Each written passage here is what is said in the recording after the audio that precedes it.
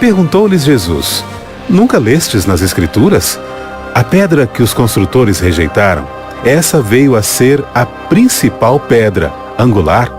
Isto procede do Senhor e é maravilhoso aos nossos olhos. Mateus 21, 42. Tema da semana: Jesus em Jerusalém. Olá, como vai? Tudo bem? Eu sou Moisés Ferreira, do canal Saia Dela, Povo Meu. Estamos aqui com a 10ª lição da Escola Sabatina, que tem como título Jesus em Jerusalém. O verso para memorizar diz: Perguntou-lhe Jesus: Nunca leste nas Escrituras a pedra que os construtores rejeitaram? Essa veio a ser a principal pedra angular? Isso procede do Senhor e é maravilhoso aos nossos olhos. Mateus 21, verso 42. Antes de começarmos, vamos fazer uma oração e pedimos a orientação do nosso Deus. Senhor nosso Deus, dá-nos a tua orientação, Pai. Que tudo que venha a ser feito aqui venha a ser com o intuito, Pai, de crescimento da tua obra, Pai. De almas ser ganha para teu reino, Senhor. Para que assim possamos crescer juntos espiritualmente, Pai. Estamos preparados para estar em pé por ocasião da tua vida. Dás a tua orientação, é em nome de Jesus que te pedimos e te agradecemos. Amém, amém e amém. Bom, meus amados, Jesus em Jerusalém, essa é a 10ª lição, tá certo? E ela está muito boa, importantíssimo que entendemos bem, possamos entender bem a lição, essa lição número 10, tá certo? Que tem como intuito ampliar mais, né, a obra ministerial de Cristo nesta terra, tá certo? Vamos ver aqui o que é que diz a compreensão da lição. Precisamos compreender que Jesus, o Messias, cumpre as profecias do Antigo Testamento a respeito do libertador ungido. E precisamos também sentir a admiração que os cristãos dos primeiros séculos sentiram quando se convenceram de que as ações de Jesus demonstraram sua origem celestial e aceitar a graça transformadora de Cristo, permitindo a entrada triunfal dele no coração.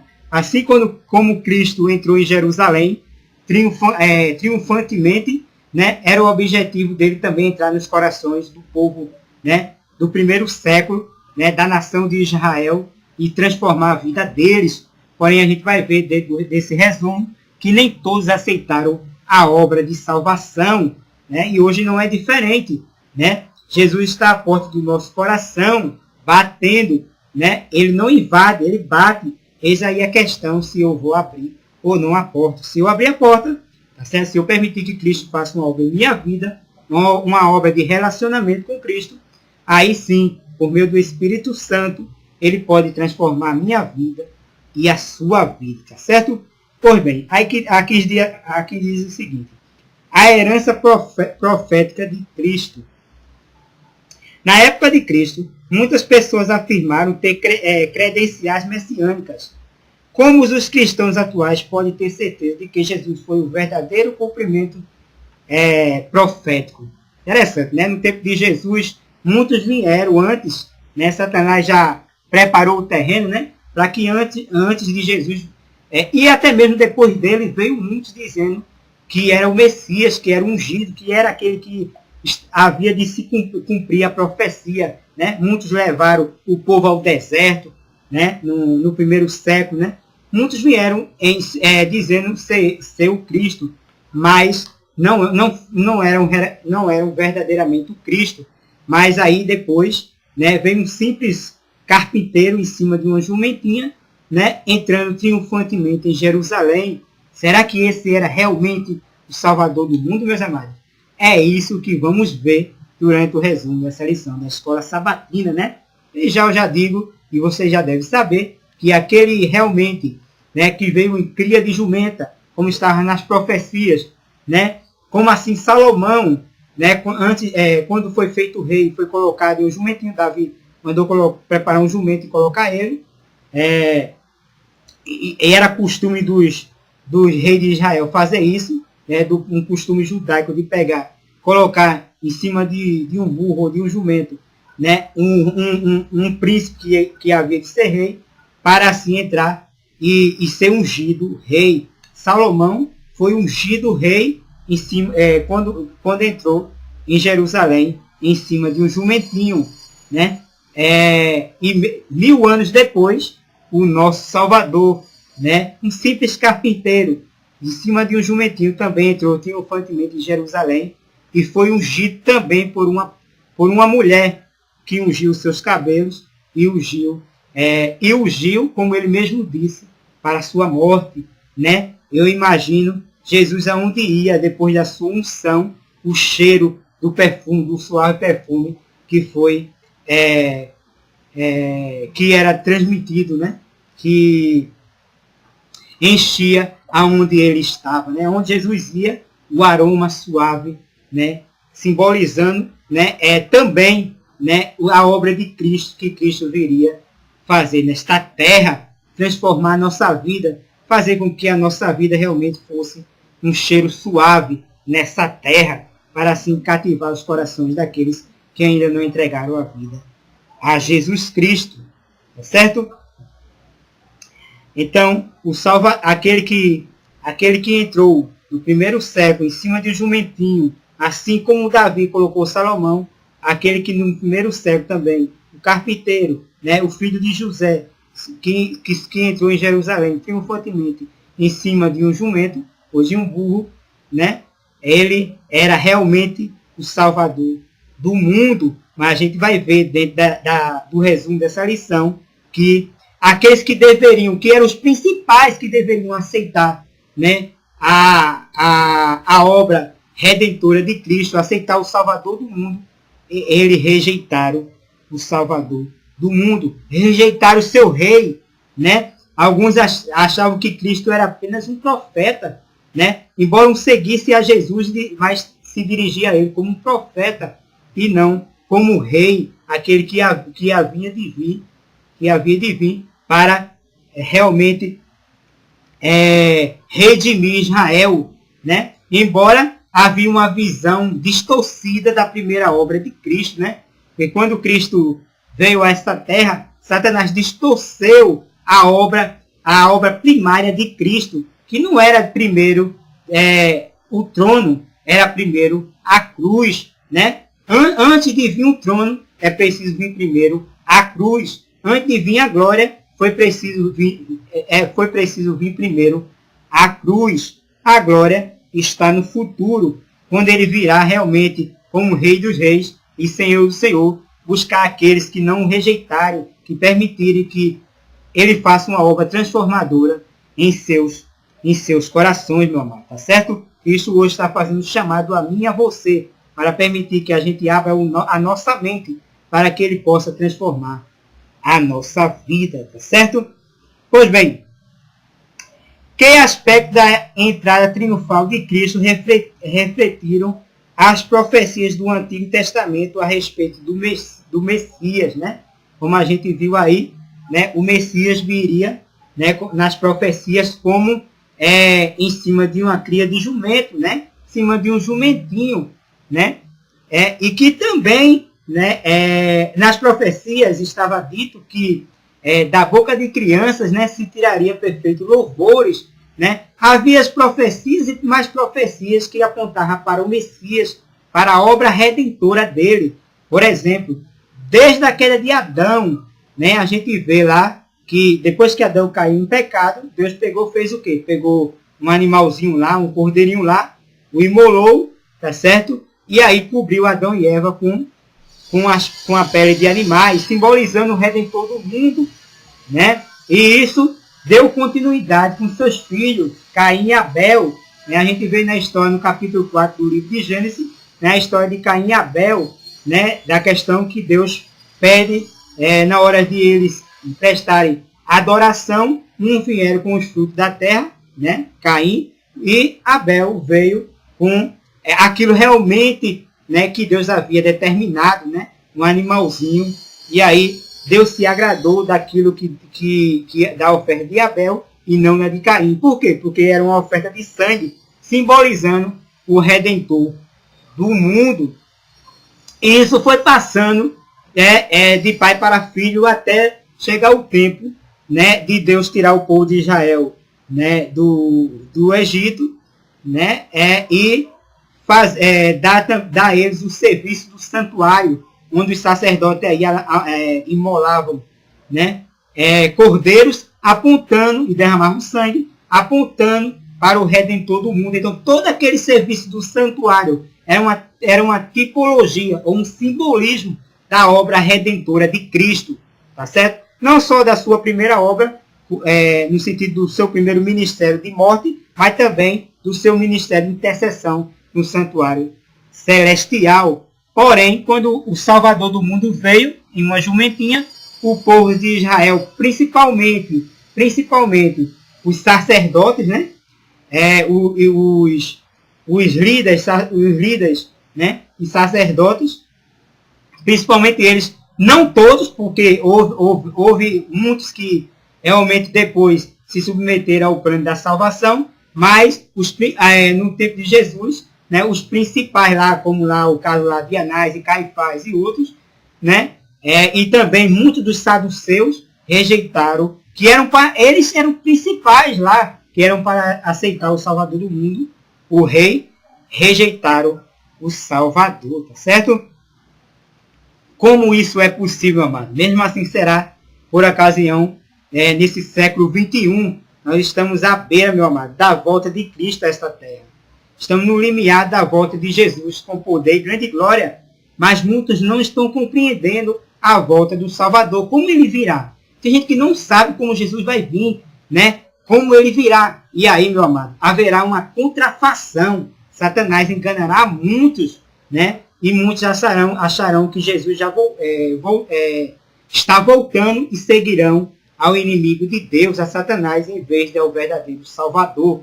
É por isso que é importantíssimo nós, em tempo de paz, procurarmos estudar bem, né, os relatos bíblicos e as profecias para entender como Jesus virá a esta terra, para não sermos enganados, assim como muitos foram no primeiro século, tá certo? Nesse século XXI, precisamos estar preparados para nos encontrar com o nosso Senhor e Salvador, Jesus Cristo.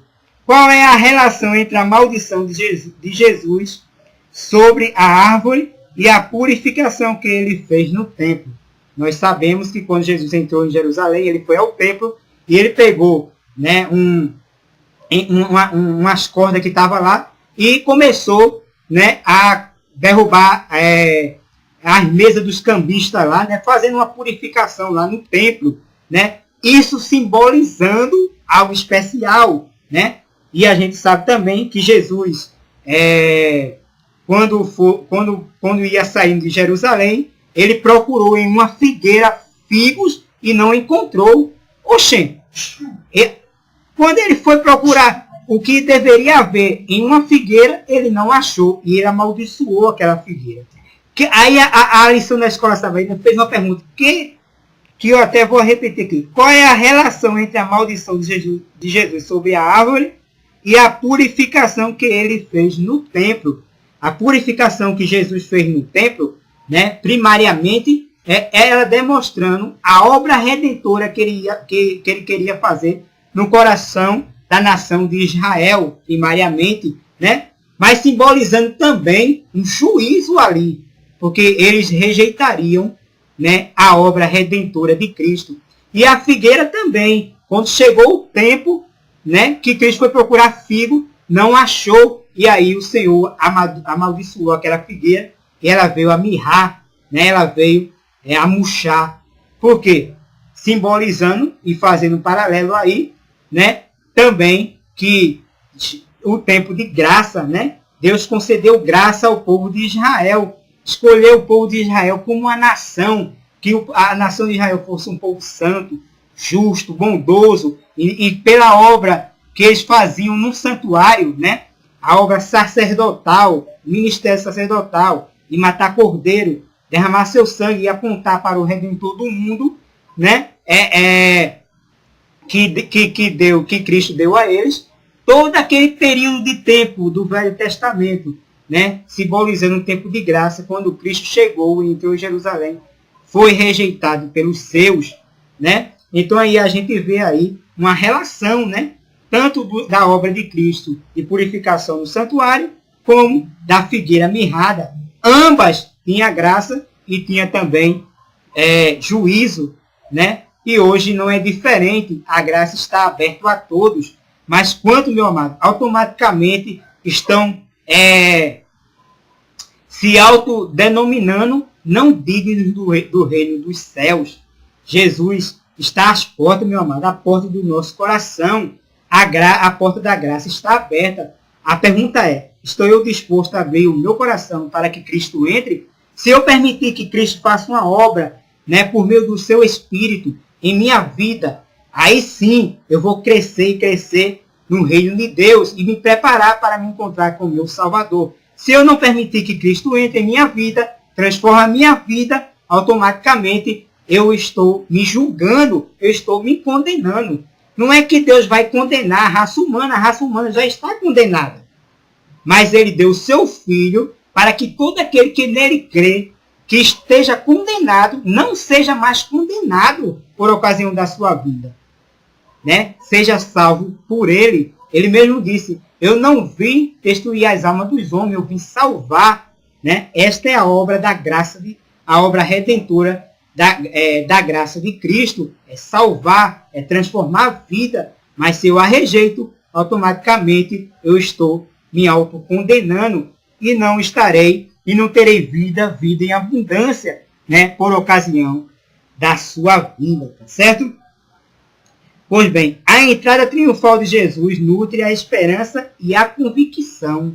É impressionante como aqueles que deveriam aceitar o nosso Salvador, né, a liderança religiosa, foi os primeiros a rejeitarem o Salvador do mundo, né? Até o autor da lição da Escola Sabatina enfatizou, né, na lição 10, que muitos dos sacerdotes que eram saduceus, né, depois que terminou no primeiro século, depois que terminava a obra sacerdotal deles, eles desciam e iam jogar nos jogos romanos, né, jogos esses que eram proibidos pela lei judaica, né? Até que ponto chegaram o povo de Israel, né?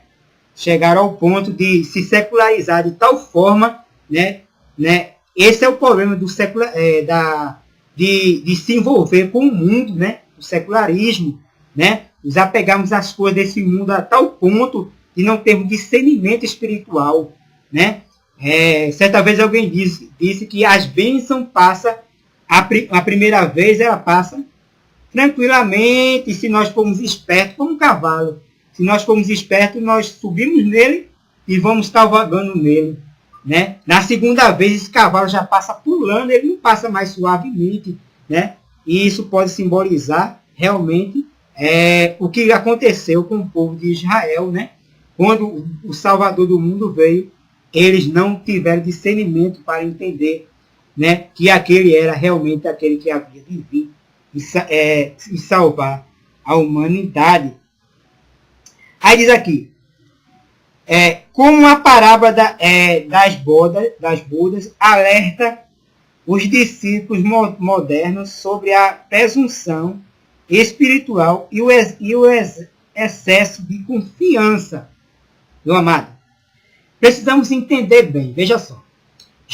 Jesus falando a respeito do povo de Israel, né, que ele contou a história de que o dono da casa, né, de uma grande vinha, né, preparou uma vinha lá, cercou ela, colocou os trabalhadores lá, né, e viajou, foi para um lugar bem distante. E quando voltou para receber, né, as vinhas lá, para receber os frutos, né, não encontrou, né, mas antes ele fez o quê? Ele mandou seus mensageiros, mandou os servos, né? E eles fizeram o quê? Os trabalhadores pegaram, mataram os servos, né? Depois ele mandou mais servos e mataram ele também. Depois ele mandou o filho, pegaram, fizeram o que quiseram com ele e mataram, e no final chegaram a matar o filho, né? Aí ele disse, quando viesse o dono da casa, o que faria a esses trabalhadores, né? Aí os líderes religiosos disseram, oxen, arrebataria da mão deles, passaria a outros, né?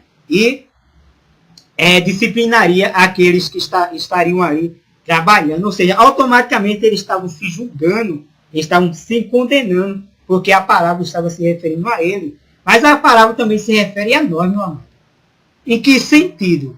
Em sentido de que nós também somos trabalhadores de Cristo, né? E se nós negligenciarmos a obra a qual está diante de nós para fazermos, também seremos encontrados em falta por ocasião da vida de Cristo. Tá certo? Todos nós entregamos a vida a Cristo. Se há alguém que ainda não entregou, que a oportunidade, a porta da graça está aberta. Mas não basta só nós entregarmos a vida a Cristo. É preciso permitir que Ele faça uma transformação por meio do seu Santo Espírito, né? Por meio da santificação, como a gente viu na lição anterior, né? Para que assim possamos cada dia mais nos prepararmos para estarmos em pé por ocasião da vida do nosso Salvador. Nas bodas, meu amado, na festa, na parábola que o Senhor contou, né?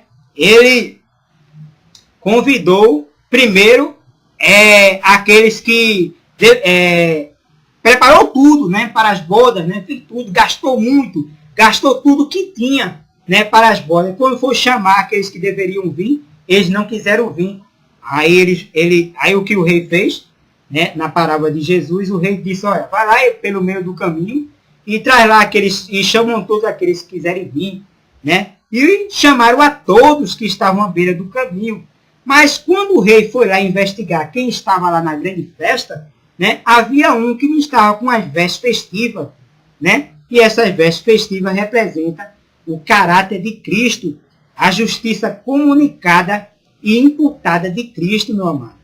É por isso, meu amado, é importantíssimo que nós cresçamos por meio do Espírito de Cristo, por meio da chuva temporã. Se não houver crescimento espiritual, meu amado, não vamos nos preparar, certo? Cristo nos justifica e Ele nos santifica. As vestes das bodas, né, é justamente a justiça imputada e comunicada de Cristo. Pela fé, Ele nos justifica e pela fé, Ele nos santifica. Se eu não estiver com essas vestes, meu amado, não vou estar...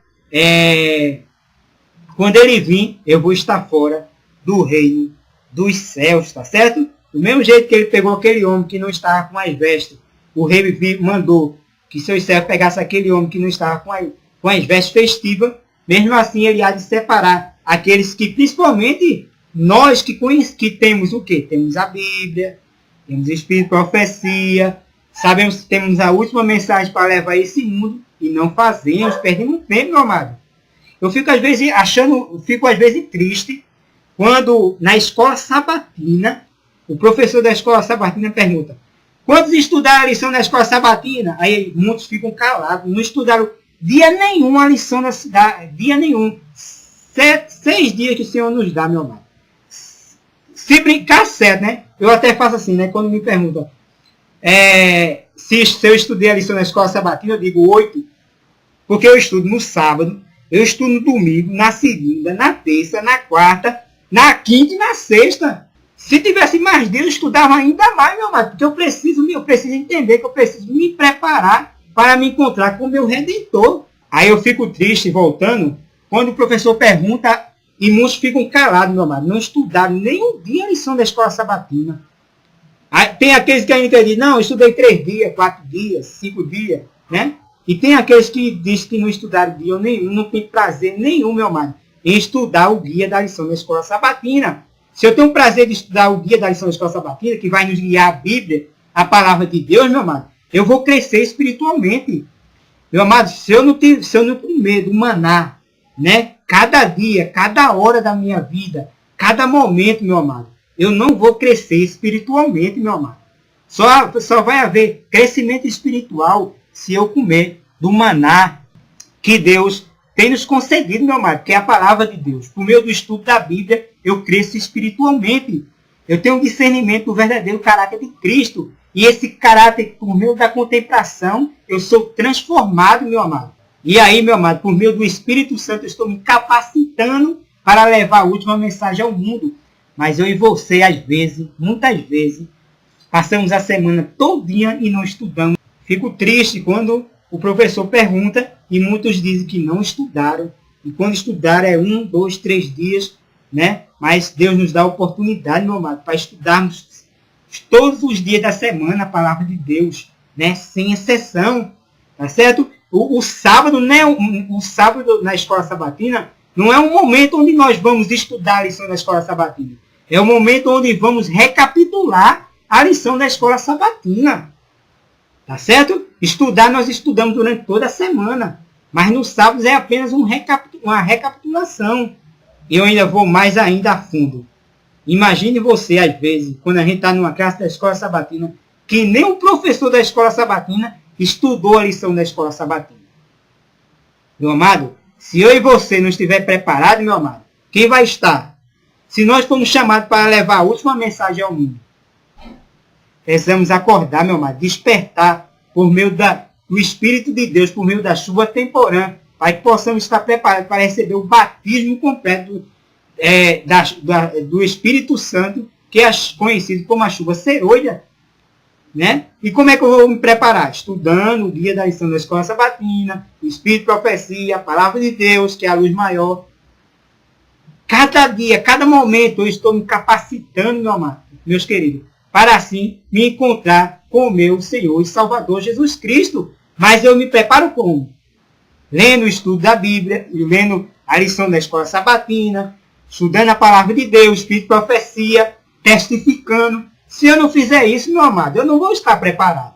Que Deus possa nos ajudar a entender bem isso, né? E sairmos da mornidão e nos prepararmos para nos encontrar com o nosso Salvador. Que obstáculos estão impedindo que Jesus entre em nosso coração? São muitos, né? Principalmente nesse século XXI. Novela, filmes, né? De caráter duvidoso. Eu não duvido se muitos adventistas estejam assistindo filmes, né, que até mesmo pessoas que não são cristãs não assistiriam, né? Nós, meu amado, fomos chamados para ser luz, como o povo de Israel no Velho Testamento foi chamado para ser luz, mas perderam a chance de entrar na verdadeira glória. E nós, se nós realmente não tomarmos uma decisão ao lado de Cristo, vamos perder a salvação individual, meu amado. Tá certo? Se eu não me preparar individualmente, eu vou perder a chance de entrar no reino de Deus. Filmes, jogos, né? São várias e várias coisas, meu amado, que podem nos afastar de uma comunhão maior com Cristo. Tem gente que passa 3, 4 horas, se não o dia todo, em frente de um computador, no Facebook, né? Em qualquer rede social, meu amado. Mas não tem coragem de passar meia hora, de passar 10 minutos, de pegar a Bíblia e estudar. O Espírito de Profecia, a serva do Senhor diz, seria bom que passasse pelo menos 1 hora por dia, meditando nas cenas finais ligadas ao Calvário. Pelo menos 1 hora, meu amado. Ela fala pelo menos 1 hora. Mas, meu amado, quem anda com Cristo passa mais de 1 hora estudando a palavra de Deus.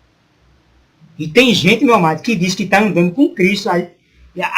Tem adventistas do 7º dia, meu amado, que diz que está andando com Cristo, mas não estão verdadeiramente andando com Cristo, meu amado. Porque quem anda com Cristo se deleita na palavra de Deus. Procura tempo para estudar a palavra de Deus, para estudar a lição da escola sabatina, o Espírito de Profecia, tá certo? Se eu perguntar a 10 adventistas, olha que eu estou sendo ainda bondoso, viu?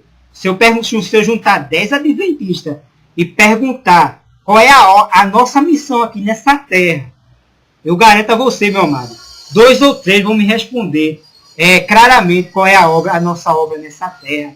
Muitos não compreendem a missão a qual eles têm diante de si. Meu povo perece por falta de conhecimento. E por quê, meu amado? Porque deixam de estudar a lição da escola sabatina. Para finalizar, meu amado, como essas barreiras espirituais podem ser superadas para que Jesus tenha pleno acesso ao nosso coração, né, meu amado? A cada momento, o ser humano, o cristão, principalmente nós adventistas, a cada momento, nós estamos tomando decisões para o bem ou para o mal nesse grande conflito. Se eu tomar decisão para o bem, de querer estudar a Bíblia, a lição da escola sabatina, né, o Espírito de Profecia, crescer espiritualmente, eu vou cada dia mais crescer e crescer para a honra e glória de Deus. Mas se eu tomar a decisão, meu amado, de viver uma vida só com o nome de cristão, e nada vai adiantar ser cristão. Certo? É importantíssimo que cada ato na nossa vida, eu até estou aqui com essa xícara aqui, que tem o símbolo, né, dos 3 anjos, né, que é a nossa obra. Né? A obra é de Deus, mas Deus nos dá a oportunidade de participarmos das 3 mensagens angélicas. Nós fomos chamados, meu amado, para levar a última mensagem ao mundo.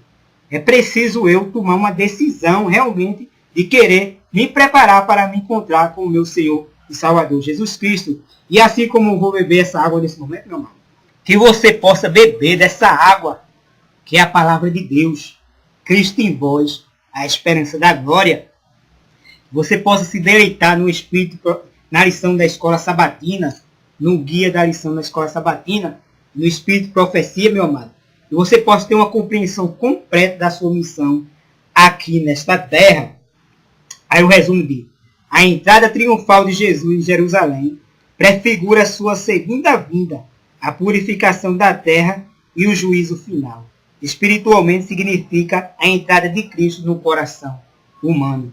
Assim como Jesus entrou em Jerusalém, ele anseia entrar na minha vida e entrar na sua vida. A pergunta é: estou eu, Moisés? Está você disposto a permitir que ele entre e faça morada e ceie comigo e com você?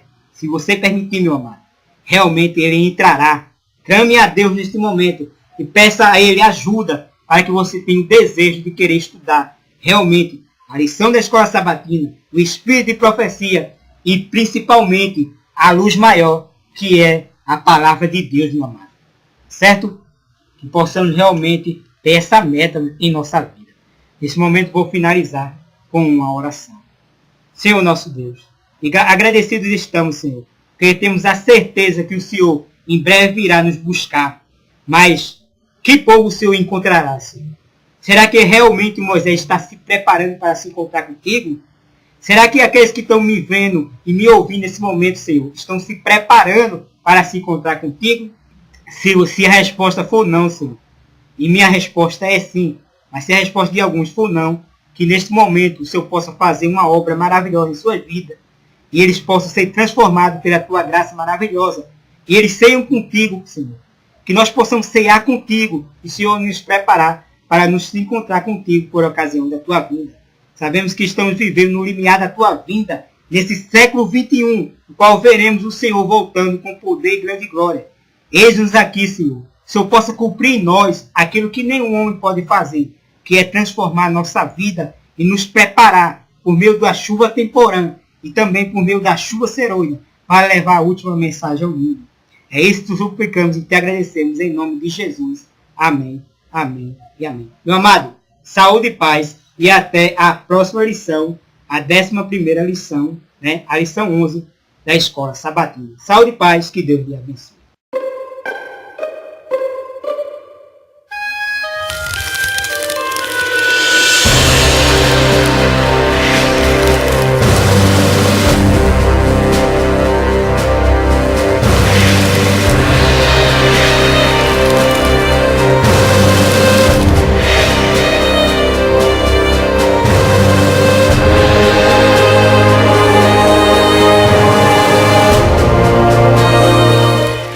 Perguntou-lhes Jesus: nunca lestes nas Escrituras? A pedra que os construtores rejeitaram, essa veio a ser a principal pedra angular. Isto procede do Senhor e é maravilhoso aos nossos olhos. Mateus 21, 42. Tema da semana: Jesus em Jerusalém.